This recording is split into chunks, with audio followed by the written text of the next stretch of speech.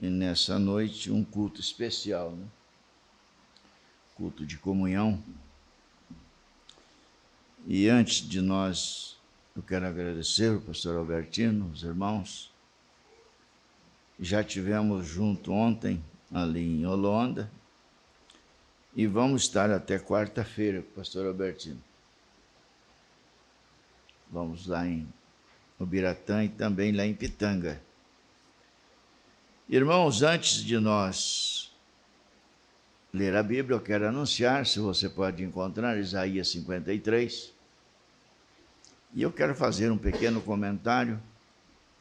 Eu sempre uso essa maneira. Quando eu já comento algum parágrafo, eu já estou direcionando a mensagem que vai ser pregada. Nós sabemos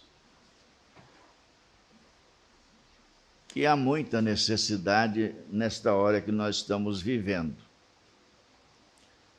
Necessidade não é de dinheiro, não é de fama, não é dessas coisas que eu estou falando. Parece que quanto mais o tempo passa, mais necessidade de Deus nós temos. Não é verdade? Amém. Parecia que deveria ser diferente, né? Depois de tantos anos. Mas quanto mais os dias vai passando, parece que a necessidade vai aumentando.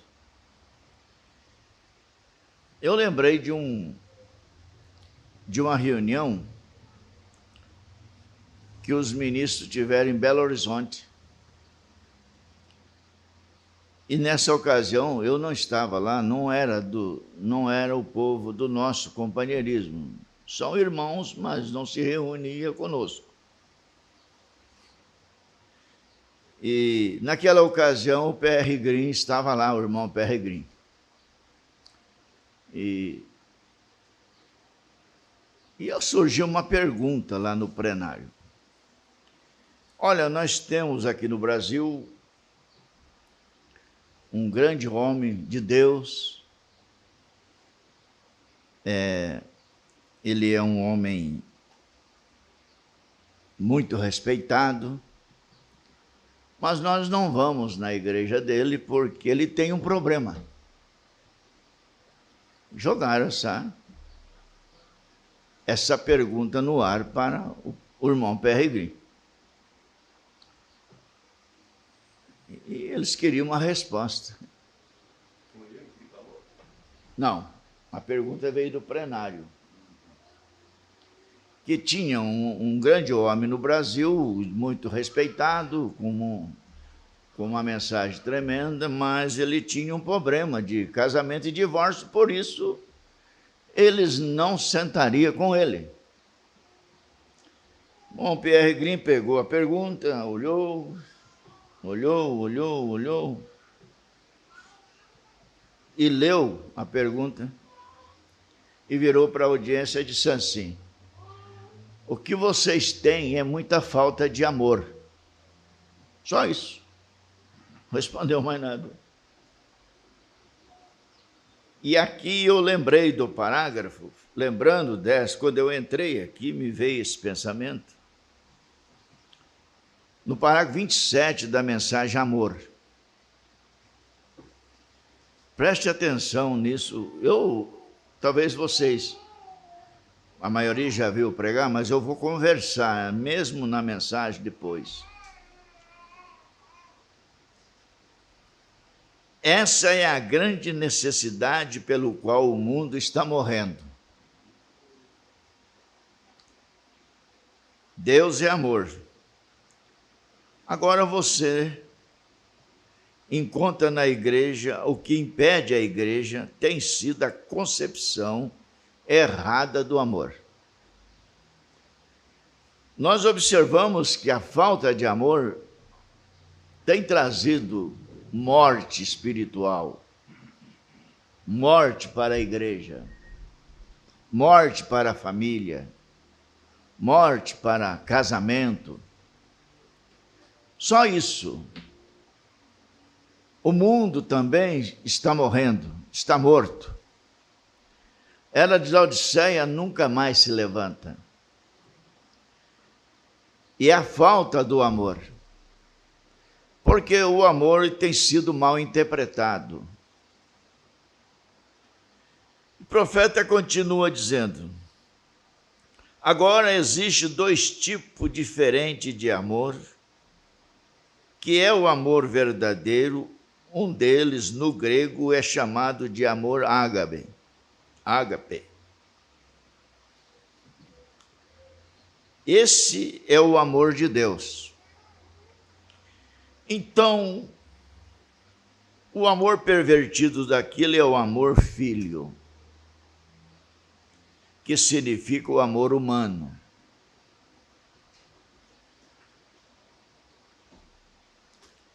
Filho vem da palavra companheirismo. Amor filho é aquele que você tem pela sua esposa, pelo seu filho, pelo seu pai, pelo seu irmão, pela sua mãe. Este é o amor filho, o amor humano. Agora, o que este amor faz, né? Amor filho vem da palavra companheirismo. O amor filho é aquele que você tem pela sua esposa. Se um homem fretasse com ela ou insultasse, você daria um tiro e arrancaria os seus miolos. Esse é o tipo de amor que o mundo tem. Esse é o tipo de amor que os incrédulos têm. Esse é o tipo de amor que existe na política, existe na rua, existe em todo lugar. Esse é o tipo de amor. É isto que o amor filho fará. Ele é acompanhado de ciúme. De ciúme. As pessoas ficam ciumentas com esse amor. As pessoas ficam selvagens com esse amor. Elas fazem intrigas, fazem brigas, cria inimizade, cria divisão. Se houvesse o amor divino, não haveria isso. No modo geral.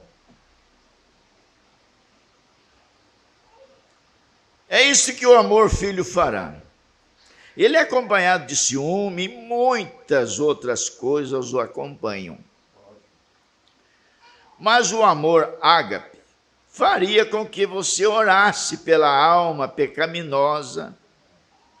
Esta é a diferença entre os 2 amores. O amor de Deus é o princípio do amor, é a fonte do amor. E isso está faltando na igreja hoje. Está faltando no companheirismo. Está faltando na família dos crentes. Está faltando praticamente em todo lugar. E isso traz morte. Traz separação de Deus. Porque a palavra morte não é essa que nós pensamos, simplesmente que aquela pessoa faleceu e está morto. Morte quer dizer separação eterna de Deus. Nós temos que refletir nessas coisas e pensar muito bem nisso, porque nós não estamos aqui para perder tempo. O nosso tempo é valioso. Você não vem à igreja, você não dizima, você não dá a sua oferta, você não vem na igreja só por vir, não. Você está interessado em algo mais. Vida eterna, arrebatamento. Não é isso?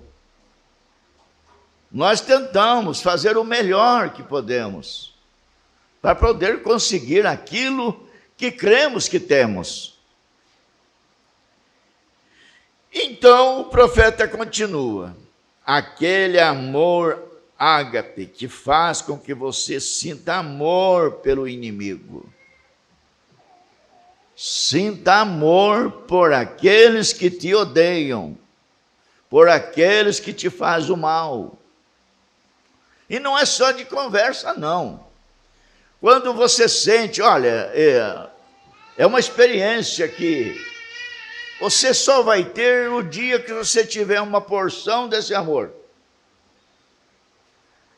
Aquela pessoa que causou mal para você, aquela pessoa que te deu problema, aquela pessoa que te causa mal, aí você sabe que ele tem uma doença incurável, você sabe que ele sofreu um acidente, aquilo dói no coração da gente. A gente não se alegra com aquilo. A gente sente amor por aquela pessoa. O irmão Branham sentiu amor por aquele homem que cuspiu no seu rosto. Aquele homem veio para matá-lo. Ele já era acostumado a matar pregador. Mas o irmão Branham disse: olha, aquilo me atingiu, aquele amor divino me atingiu de tanta maneira que eu tive amor por aquela alma. Ele fazia aquilo porque o diabo estava nele. E outra coisa, vamos lembrar uma coisa, porque tudo que eu prego aqui, eu sei que o seu pastor também prega. Mas a verdade é essa, que se você tirar o diabo de qualquer pessoa, ele se torna dócil, ele se torna bom. Ele é um ser humano criado por Deus. Ai, irmão, isso nos traz uma alegria na alma.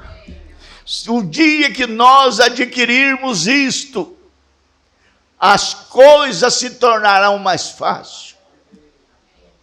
O amor divino mudará a situação na sua casa, no seu lar, na igreja, por onde você, no seu trabalho. Ele cria uma atmosfera diferente em volta de você e traz você para perto de Deus.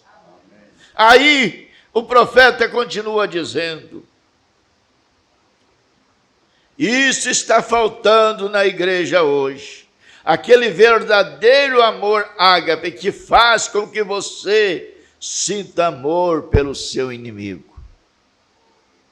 Se tivéssemos aquele tipo de amor, haveria um reavivamento que varreria esta nação de costa a costa, de norte ao sul. A razão pela qual não temos aquele amor, esta é a razão principal pela qual a igreja não pode progredir.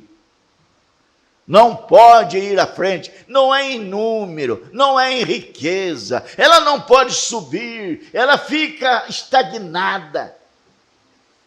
Ela não consegue subir esta estatura, ela não consegue ir para a frente para atingir o objetivo que é o amor divino em nossos corações. Amém? Então vamos ler a palavra de Deus agora.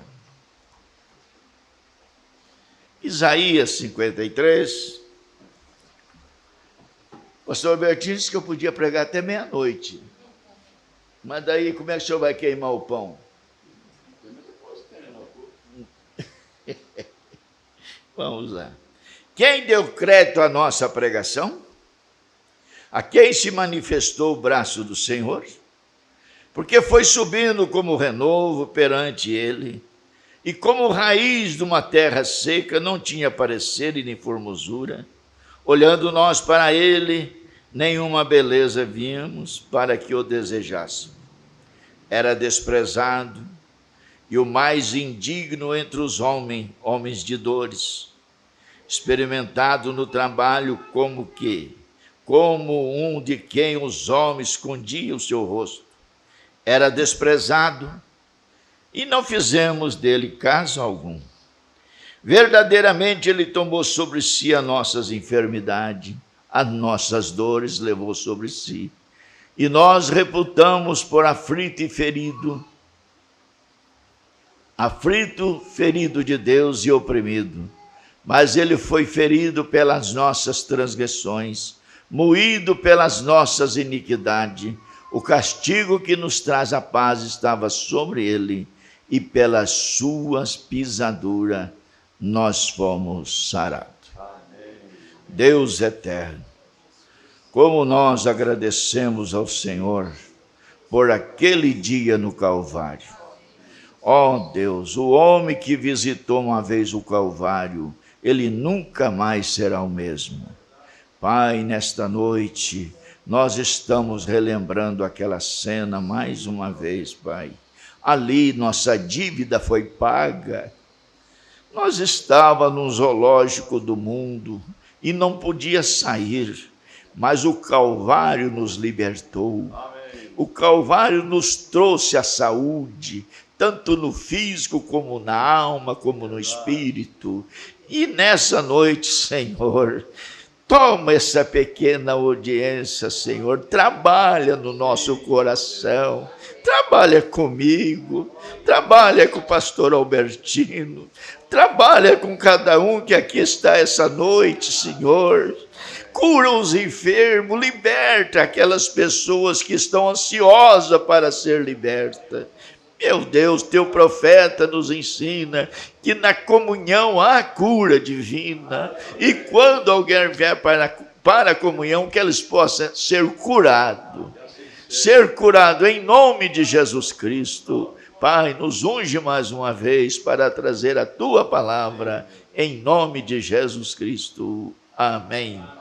Assentai, irmãos. Pois bem, vamos continuar agora com a mensagem aquele dia no Calvário. O pastor Albertino não tem essa maneira minha, né? Ele pega uma mensagem e destrincha ela. Eu não tenho essa habilidade, eu tenho que ir procurando os assuntos para me ajudar, né? Nós vamos começar aqui com o parágrafo 76 dessa mensagem, aquele dia no Calvário. O Calvário deveria ser lembrado todos os dias. Nosso profeta nos ensina isso. Agora, o que devemos fazer? Agora, a primeira coisa que eu quero dizer é: Jesus nunca viveu para si mesmo. A sua vida foi gasta para os outros. Isto é perfeitamente vida eterna. Quando você diz que vai à igreja e você faz boas coisas, isto é bom, nada contra. Mas quando você vive a sua vida para si mesmo, você não tem vida eterna.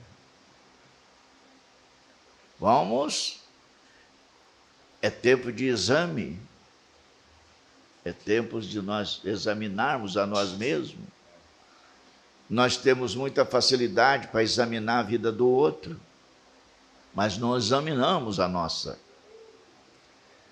E eu sempre digo, o pecado do outro não vai te condenar. O problema é o nosso. O pecado do meu vizinho, do meu irmão, não vai me condenar. O problema é o meu. Eu tenho que pensar nisso. Se nós pensarmos assim, nós largamos de tocar na vida de quem quer que seja. Se nós pararmos e pensarmos nisso. Vida eterna é viver para os outros. Isto foi provado quando chegou o Cordeiro de Deus. Ele viveu e teve vida eterna porque ele não viveu para si mesmo. Nós estamos vivendo numa era egoísta. Você se dando bem, o outro que se vire. Você levando vantagem no teu negócio, não importa se o outro vai ficar com os olhos furados, não está nem aí. É assim que o mundo aí fora está.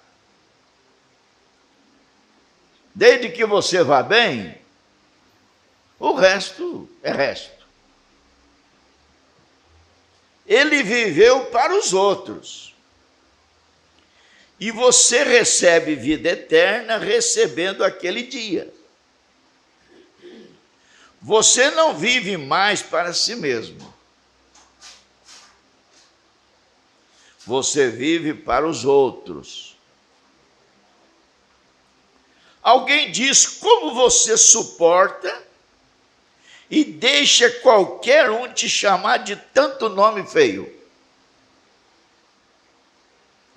Você não vive para si mesmo. Você vive para os outros, para que você possa salvar aquele homem.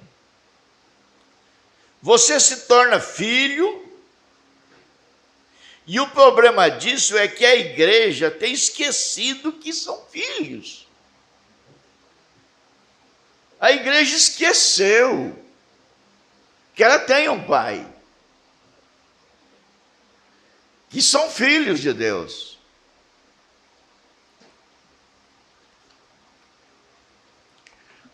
Vocês são filhos, vocês estão tomando o lugar de Cristo. Nós estamos indo para este lugar. Nós temos que falar no lugar dele. Nós temos que ser instrumento dele. Nós temos que ser pessoa usada por ele. Mas muitas vezes nós vamos ser usados por outro, por falta do amor. Nós viemos para tomar o lugar do Senhor Jesus Cristo.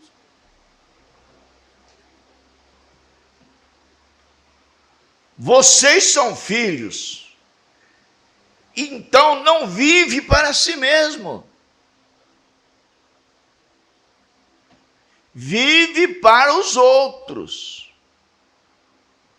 Bem, irmão Brano, agora ele diz assim: eu posso viver para aquele irmão, que ele certamente é um bom homem. Não é isso.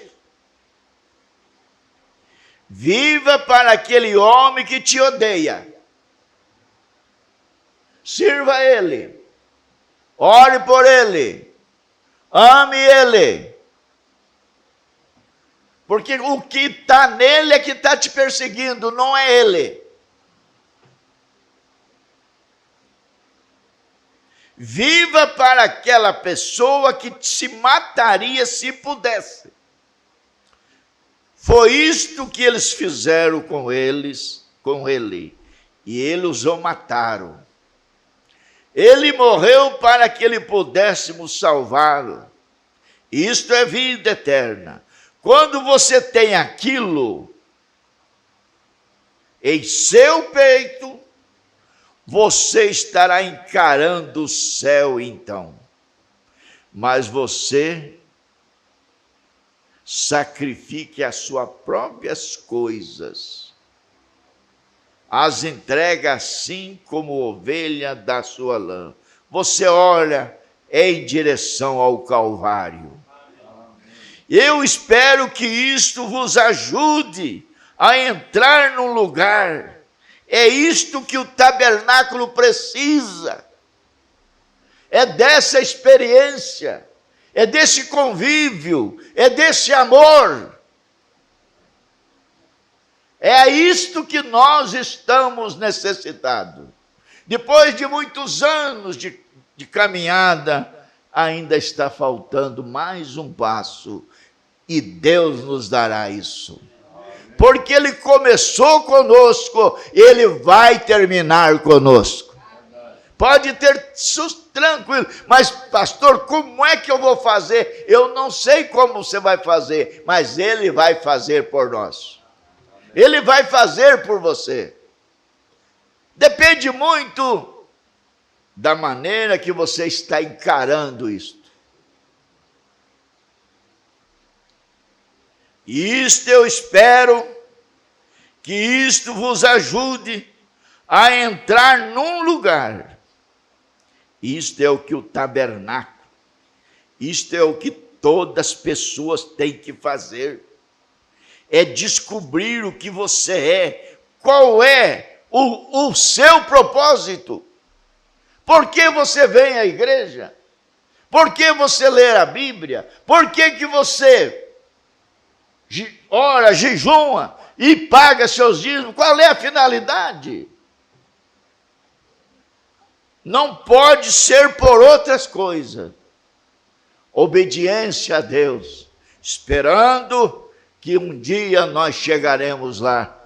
Da onde nós viemos, nós queremos retornar para lá. A igreja não vai à igreja somente para tocar. Tem pessoas, se não tiver oportunidade para tocar, ele já não volta mais. Se não der oportunidade para ele cantar, ele também não volta mais. A igreja não vem aqui somente para tocar. Que bom que Deus levante pessoa para tocar, cantar, tudo bem. Mas levantado por Deus, não manivelado por mim. A igreja não vai à igreja somente para tocar, cantar hino. Igreja é lugar de correção. Você vem aqui para ser corrigido. Você sabe para que você vem aqui? Por que tem culto? Por que eu venho no culto? Por que eu vou em reunião? É para me descobrir os meus maus lugares. É descobrir aonde eu estou errado. E quando eu sair dali, eu saí determinado em mudança. Não é vir só aqui assistir, fazer como um ouvinte esquecido. Sai ali da porta, escuta aqui, saiu ali, está fazendo errado. Não estou dizendo que vocês estão fazendo isso, mas eu estou dizendo isso aqui que pode acontecer com as pessoas. Não, quando Deus falar, clame por misericórdia. Oh Deus, muito obrigado. Essas correções não é para te maltratar, não é para te tirar da igreja, é para te pôr mais perto de Deus. Essa é a finalidade. Se você vem num culto, você deve ter, vou colocar eu junto e o pastor Albertino. Nós deveremos levantar a mão para o céu quando Deus nos corrige. Porque somos filhos. Deus não esqueceu de nós. Deus não esqueceu de você. Você lembra do estado de Saul? Saul não podia mais ouvir a voz de Deus. Ele não tinha mais. Ele apostatou. A pessoa que se apostata, ele não está perdido, mas ele está um pouco fora do caminho. E ele buscou. O sonho não pôde ter. Buscou os profetas, já tinha morrido o profeta Samuel. Vai no Urim Tumim, ele também silencia e não fala com Saul. Você já pensou uma situação de um homem? Vamos para nós, conhecendo essa mensagem, e Deus silenciar com ele? E não falar mais? Misericórdia! Mas ele lembrou o que ocorre com muitas pessoas. Ele lembrou que tinha uma feiticeira. Ele tinha mandado matar muitas delas, mas sobrou uma. Ele foi recorrer à feiticeira. O homem que se apostata, não tem a resposta de Deus, ele vai atrás dessas coisas. Ele vai atrás do que não presta. Olha, preste atenção, quantos no início da mensagem não pegou a sua televisão e foi lá no rio e jogou? Pegou as coisas, a saia curta, queimou. Pegou as pinturas e se acabou. Depois se apostatou e foi atrás de tudo de volta. Vai buscar tudo de volta. Porque Deus não falou mais. Oh, Deus sempre tem falado conosco. Deus sempre tem nos instruído. Não esqueça disso. Ele teve que ir buscar uma coisa que ele não suportava. Ele quis terminar com tudo. Mas por falta de ouvir a Deus, porque não tinha, ele precisava ir para a guerra, e ele queria saber como proceder naquilo, e só o profeta, ele foi atrás do profeta, através de uma feiticeira. A igreja não vai à igreja somente para tocar, cantar hinos, igreja é lugar de correção. O julgamento começa na casa de Deus. Nós devemos considerar mortos e vivos para Cristo. Então ele fez um caminho para que pudéssemos nos sacrificar no seu serviço para segui-lo. Se nós o seguimos, nós conduzimos a vida que ele nos teve. Isto é maravilhoso. Jesus falou sobre isto. Deixe-me lhe dar algumas citações sobre isto. Ouça atentamente, não perca. Jesus disse naquele dia, ele separaria o povo como ovelha. Os bodes, ele diria aos bodes, fique do lado esquerdo. E para a ovelha, fica do lado direito. E diria aos bodes, afasta-te de mim, porque tive fome e não deste de comer. Tive preso e não me visitaste. Estava nu, não me vestiste. Tive sede e não me deste de beber. Estava enfermo, não me visitaste. Então afastai-vos de mim. E para a ovelha ele disse, tive fome e me deste de comer. Estava nu e me vestiste. Estava enfermo e me visitaste. Observe uma coisa. Não deixe de captar isto. Igreja, guarde isto no seu coração para sempre. Isto foi feito tão inconscientemente. Você não sabe quem chega na porta da sua casa. Você não sabe quem às vezes aproxima de você. Nós precisamos de muita graça de Deus. Senão estamos sujeitos a cometer erros gravíssimos. Porque nós pensamos numa coisa e Deus vem de outra maneira. Você já pensou? Vamos fazer uma análise. Quando Elias chegou na casa da viúva, da maneira que ele estava. Você já pensou num João Batista saindo do deserto? Eu ponho a pensar nessas coisas. Esses homens sofreram pena de morte por causa do Evangelho. E o mundo não era digno deles. Eu vou lhe dizer uma coisa para vocês, esse mundo ainda está desse jeito, é porque nós estamos aqui. O dia que Deus tirar essa pequena noiva, acabou a paz. Aquele vizinho que te odeia, ele vai lembrar. Aquela família que te faz o mal, ele vai lembrar.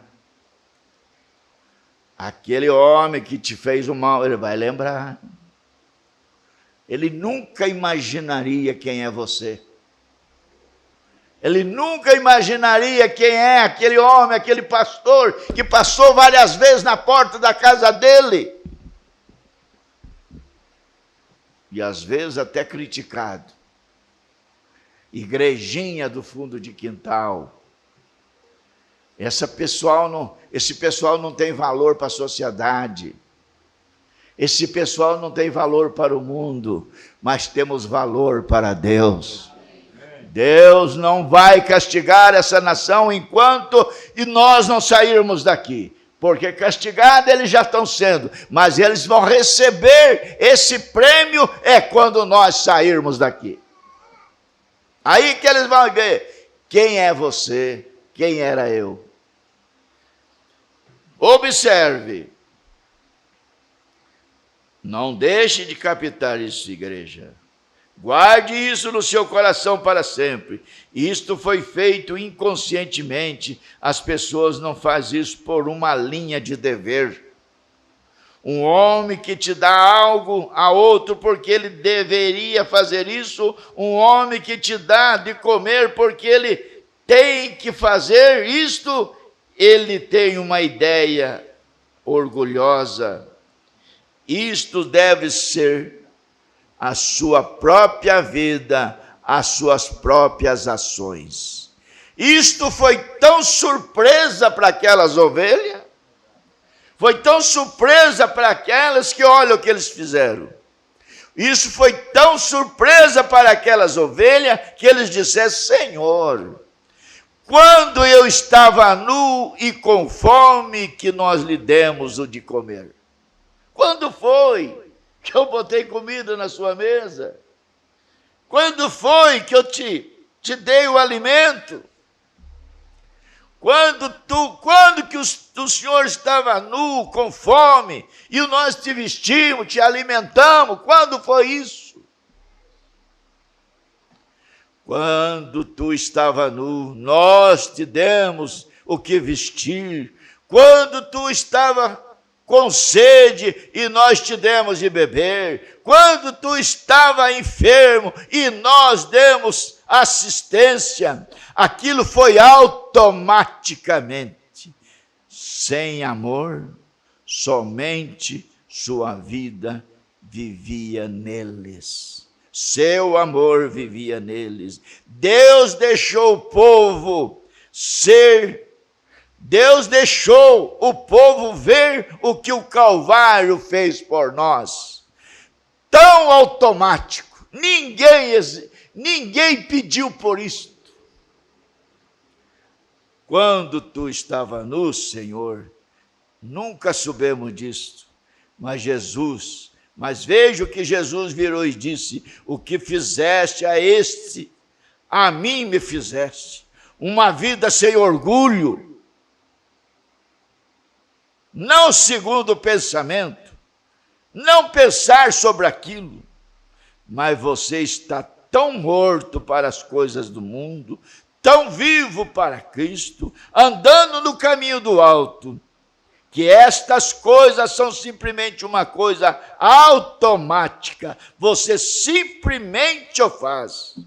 Não para, agora, Senhor, quer que eu faça aquilo? Não é aquilo, você é simplesmente parte dele, o seu Espírito está em você, você age da maneira que ele agiu. Quando o Espírito de Deus está em você, preste atenção agora, usando outra frase do irmão Branham, quando o Espírito de Deus está em nós trataremos a Maria Madalena como ele tratou. Nós trataremos a samaritana da mesma maneira que ele tratou. E assim sucessivamente. Quando esse espírito de amor está em nós.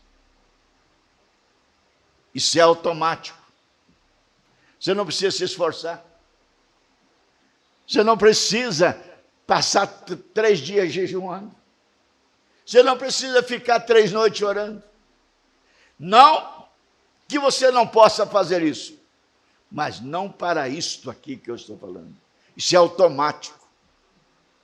Isso é automático. A coisa vai indo por uma maneira que vai ser automática. Você vai falar a palavra e Deus vai cumpri-la. Você vai ter essa autoridade. Você vai ter essa autoridade automaticamente. Alguém perguntou para o irmão Branham: o senhor só tem visão no púlpito? Ele não disse nada. Nem que tinha, nem que não tinha. E quando foi na hora do almoço, eles foram para o restaurante, ele e o irmão. Foram almoçar. E ele tinha perguntado 1 minuto antes se ele só tinha visão quando ele estava no púlpito. O garçom vem de lá arrumar a mesa e servir a mesa. Ele vem, um moreno simples, vem com os pratos na mão para arrumar a mesa. Mombrana olha para ele e diz assim: olha, aquela oração que você fez esta manhã, Deus já respondeu. É assim que funciona. Ele não precisou responder para o outro viu. Eu não preciso sair falando, eu sou fulano, eu faço isso, eu faço aquilo. Deus cuidará de todas as coisas. Disso eu estou seguro. Você não precisa ser o tal. Você não precisa ir debate na internet para se mostrar que você é reverendo. Só para se mostrar. Só para destacar dos outros. Eu não quero favor do homem, eu não quero tapa nas costas, eu quero Deus no meu coração. É isso que nós devemos ter. Você não precisa fazer propaganda de si próprio. Você não precisa querer aparecer. Deixe ele aparecer por você. Veja, Deus deixou o povo, Deus deixou o povo ver o que o Calvário fez por nós, tão automático. Quando estava tu, Senhor, nós nunca soubemos disto. Veja o que Jesus virou e disse: o que fizeste a mim, o que fizeste a este, a mim me fizeste. Uma vida sem orgulho, não segundo os pensamentos, não pensar sobre aquilo, mas você está tão morto para as coisas do mundo, tão vivo em Cristo, andando no caminho do alto, que estas coisas são simplesmente uma coisa automática. Você simplesmente o faz.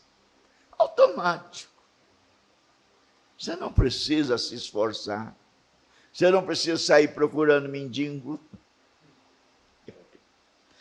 Tudo isso. Mas eu quero ainda falar um pouquinho da comunhão. Na linguagem do profeta. Na mensagem comunhão pregada por ele, deixa eu ver a data aqui.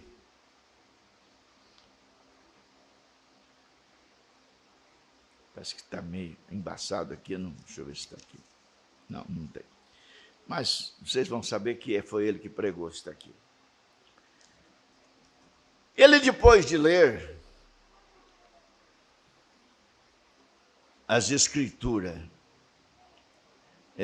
de Mateus capítulo 26, versículo 27 e 28, ele disse: a comunhão foi celebrada primeiramente muito longe, lá no Egito. O princípio da comunhão foi lá. O qual foi o cordeiro da Páscoa que foi morto. O qual foi o tipo de Cristo. E muitos de nós estamos familiarizados com aquela antiga história abençoada de como aqueles, olha a importância da comunhão. Eu quero destacar a importância. Tem pessoas que não levam a sério a comunhão. Eles não levam a sério. Mas olha a importância.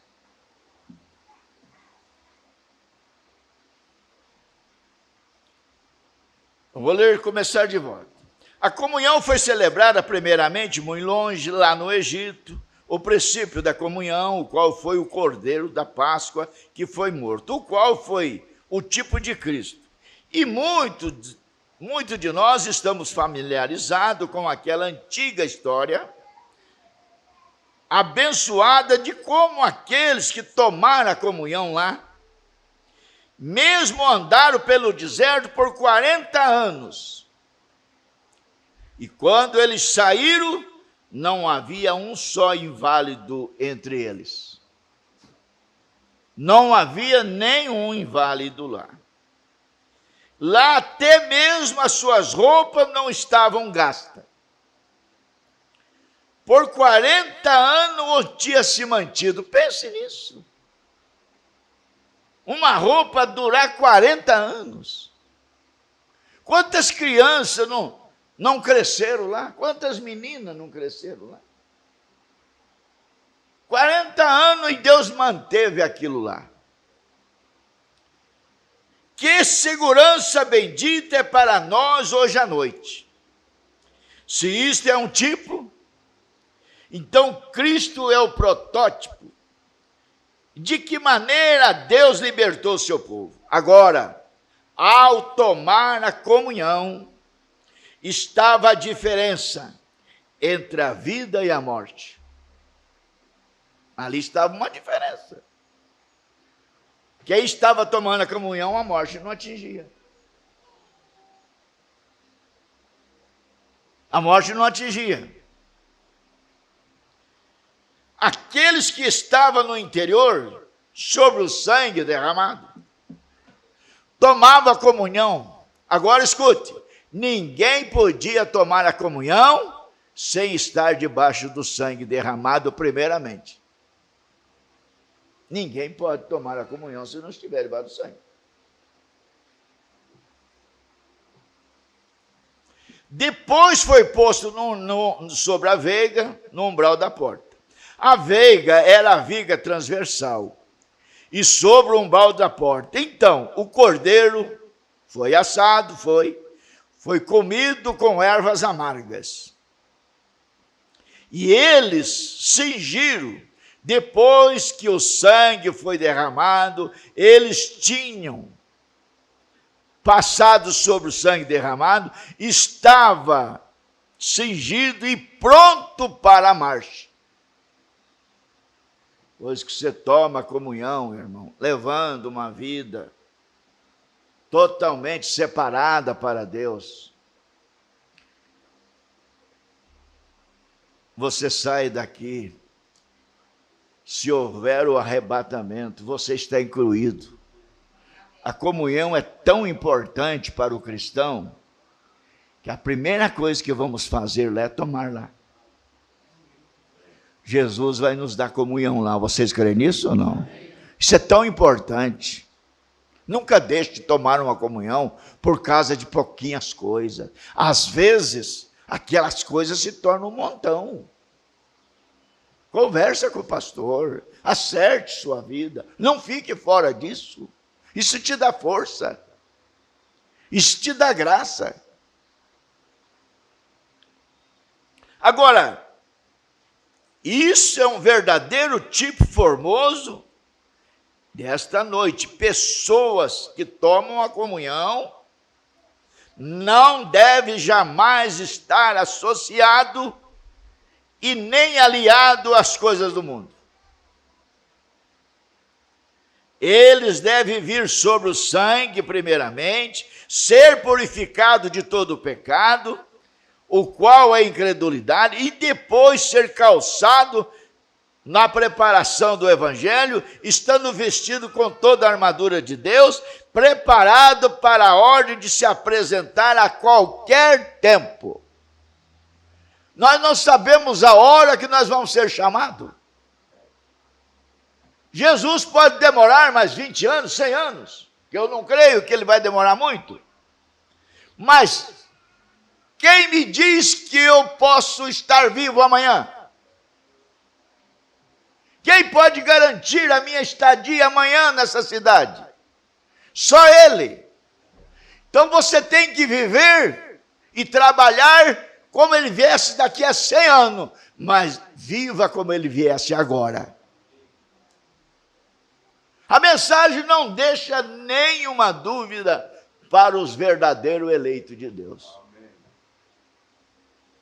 Eu não vou construir minha casa, eu não vou casar porque o tempo está chegando, eu não vou mais fazer esse negócio, não faça isso. Não se enrole nas coisas, nessas ramas de batata, mas leve a sua vida. Mas não esquecendo de uma coisa, esteja pronto para aquela chamada que teremos uma hora dessa. Eu quero já encerrar, viu, pastor Robertinho? Eu estou indo muito longe. Sinta-se à vontade. Isto foi o sinal que o anjo da morte não podia andar debaixo do sangue. O anjo da morte tinha que subir. Ele fazia uns rasantes lá. Ele ia descendo, via o sangue, não, aqui eu não posso entrar. Aqui está protegido. Quantas vezes Deus já nos livrou de tempestade? Quantas vezes Deus já nos livrou de acidente? E o anjo vinha, dava os arrasantes, ele via o sangue, eles passavam por cima. Não saia debaixo do sangue. Permaneça debaixo do sangue. Deus cuidará de você. Oh, que coisa maravilhosa! E isso foi o sinal que o anjo da morte não podia andar debaixo do sangue. O anjo da morte tinha que subir sobre o sangue.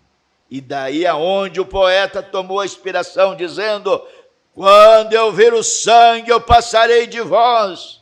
Estava próximo a hora da libertação, está próximo na hora da nossa libertação. Amém. Nós iremos embora dessa terra. Eu sempre digo isso, se tiver uma mensagem mais pura do que essa, um ministério mais puro do que esse, me convide que eu estou indo, ainda levo o povo. O meu interesse é estar nesse rapto. Mas eu creio que este é o caminho, andai nele. Estava próximo na hora da libertação. Você crê nisso? Amém. Crê que está perto da nossa libertação? Quando eles aceitaram a comunhão, o cordeiro assado e as ervas que eles tomaram antes de partir.